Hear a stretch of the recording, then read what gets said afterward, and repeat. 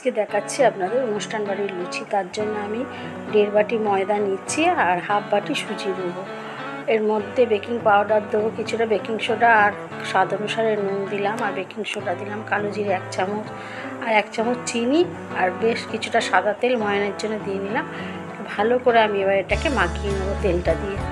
খুব ভালো করে মাখানো হয়ে গেলে আমি এর মধ্যে জল দিয়ে এটাকে ডোটা বানিয়ে নেবো ভালোভাবে। আমি একটু একটু করে জল দিয়ে ভালো করে ডোটা বানিয়ে নিয়েছি। এরপরে আমি এটাকে 1 ঘন্টার জন্য আমি ভিজে কাপড় দিয়ে খানিকটা তেল আবার উপর দিয়ে দিলাম, দিয়ে এটাকে ভালো করে মেখে ভিজে কাপড়ে ঢাকা দিয়ে রেখে দেবো। এটা ঘন্টাখানিক ঢাকা দিয়ে রেখে দেবো। তারপরে ঢাকা খুলে আমি দেখাচ্ছি আপনাদের কত সুন্দর হয়ে গেছে। দেখুন এই ডোটা মাখা। এরপরে আমি লুচির আকারে করে এটা যেরকম আপনারা লুচি বলতে কি অনুষ্ঠান বাড়ির যে লুচি আপনারা কাবলি চানা টানা দিয়ে খান, ঠিক সেই রকমই হবে শেপটা, লম্বা করে আমি ওইভাবেই বানিয়েছি।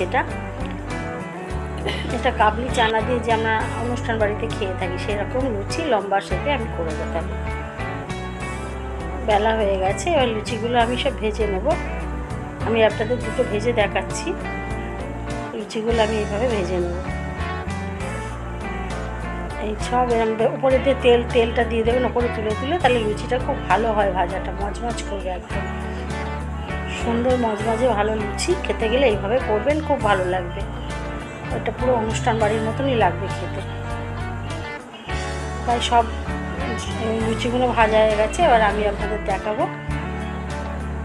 প্লেটে আমি লুচি সাজিয়ে নিয়ে দেখাচ্ছি। এবার সেটি তরকারিটা আর যে পায়েসটা আমি দিয়েছি ওগুলো আমি পরে আপনাদের দেখিয়ে দেবো।